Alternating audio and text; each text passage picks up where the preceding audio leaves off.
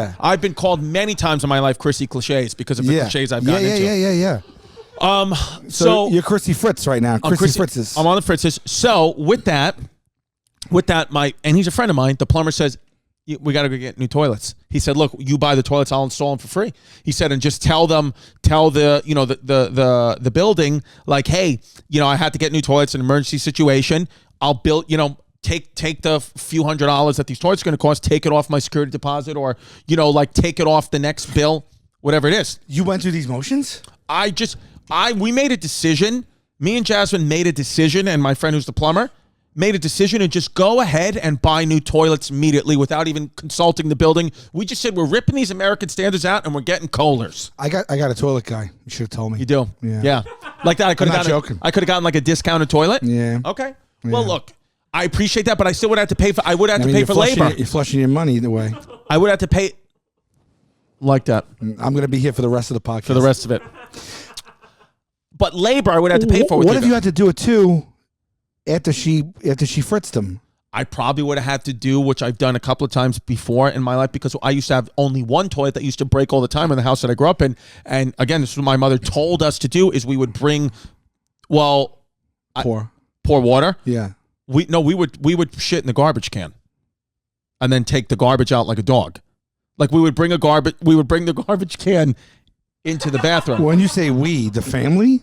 You had the family was just passing around a 13-gallon hefty? Well, growing up, it was my mother and I. Growing up with my mother. Wait, what do you mean you'd shit in a garbage?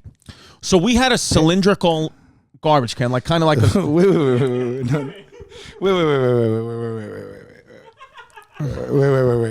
Growing up, you had a toilet that was broken, and it remained broken. And then there was a period where you shat in a bag with your whole family. Okay. Yes. Okay. Effectively, yes, but let me explain. Okay.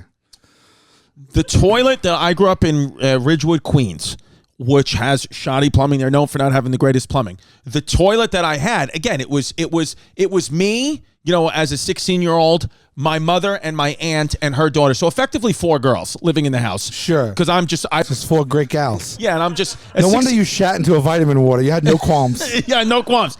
So... The toilet would quite often break. Yeah. Our toilet would quite often break. Yeah. And my aunt, when she went to work, would lock her apartment door. So if there were times where our toilet broke and my aunt, who was home downstairs, we could, of course, use their bathroom. It's family. Sure. It's family. Sure, it's family. So there was multiple times, though, in my life where me and my mom were home. My aunt was at work. What are you going to do? The only option that we have is the toilet... I'm sorry. Continue. Okay. So the toilet would break, like where it did nothing. It just would break, and you couldn't flush. So there was nothing. If you deposited something in the cylinder there, it wasn't going anywhere. The water would come up to the top, almost overflowing out of the top of the bowl. So you didn't even want to take a chance. So your hands are tied here. Hands are tied. Okay. So what my mother's solution was is pee is obviously you just pee in the sink. As you would, we would just remove the dishes and pee in the sink, or sometimes we'd pee in the bathroom sink. And I actually... Why not always pee in the bathroom sink? Why not always? It's a good point. I'm not saying... Why not always, though, in the bathroom sink? Why would you pee... There were just multiple in the kitchen sink. There were just multiple times where I remember in my life being a teenager, and even maybe even a little younger, saying I really have to pee, and my mother saying, if the toilet was broken, saying, hold on, let me get the pots and pans out of the sink, and then she would lift me up and I'd pee into the kitchen sink as the water was running. Wait, how old are you? She lifted you up. Well, I'm just saying, when I was like younger, when I was like maybe 10, I would be lifted up or on a step stool. I understand that, but was the bathroom sink occupied? Because you get what I'm saying. It's odd to deposit the urine amongst the flatware.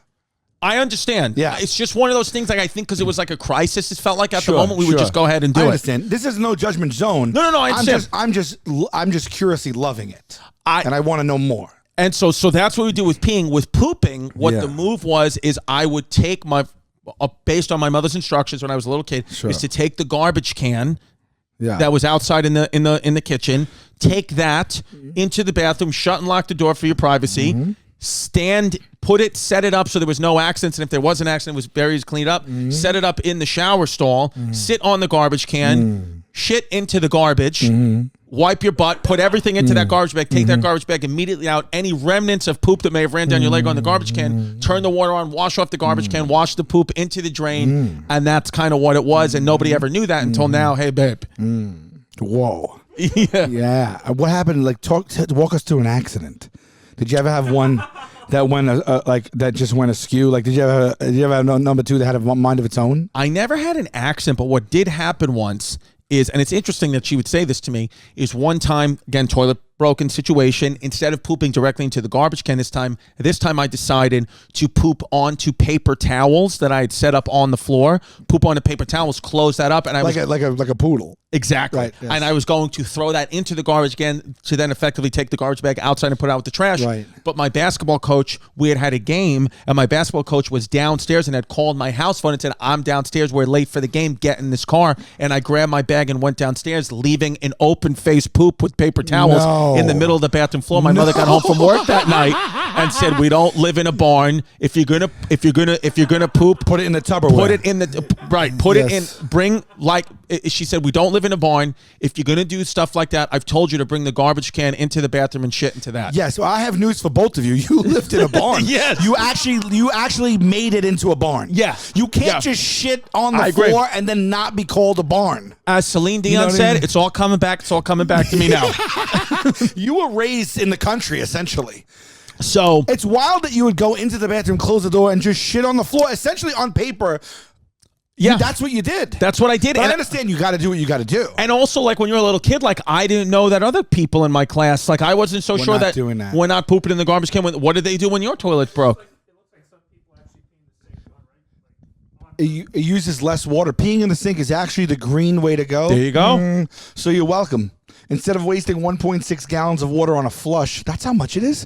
You pee in the sink. Right. You then wash your hands in the very same sink, simultaneously washing down the urine and preserving nature's most precious resource. Okay, so I mean, maybe in apocalyptic times, but I brush my teeth in that son of a bitch. Yes. I do things. I do things. I do things hygienically in that sink. You know. That's where I practice my hygiene. I'm gonna be 1,000% honest with you. I swear to God, this is true. I say practice because no one's ever perfect. No one's ever perfect.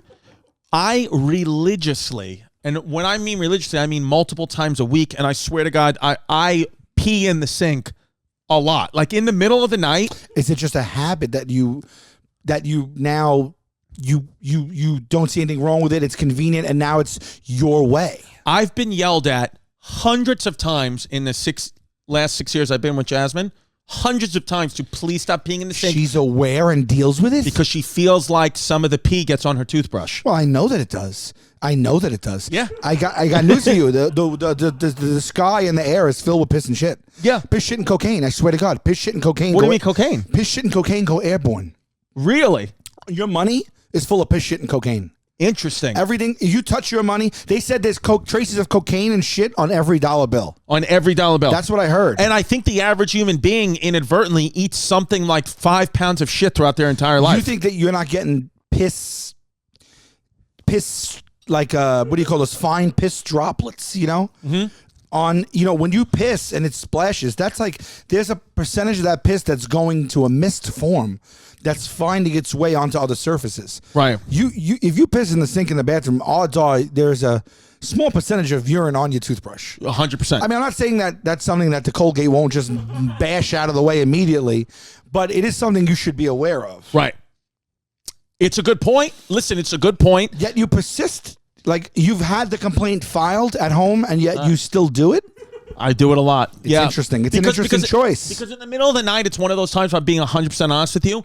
In the middle of the night, there's times where I'm on autopilot, and I'm already, by the time I realize I'm pissing in the sink, I'm already halfway pissing in the sink, and everybody knows you cannot stop pissing once you've started pissing. I understand that. Now, give me the same story. Be 80% honest with me. If you want me to be 80% honest with you. Does the story change? The story doesn't change. Don't be a fake, don't be a flake, don't run away from your feelings, baby.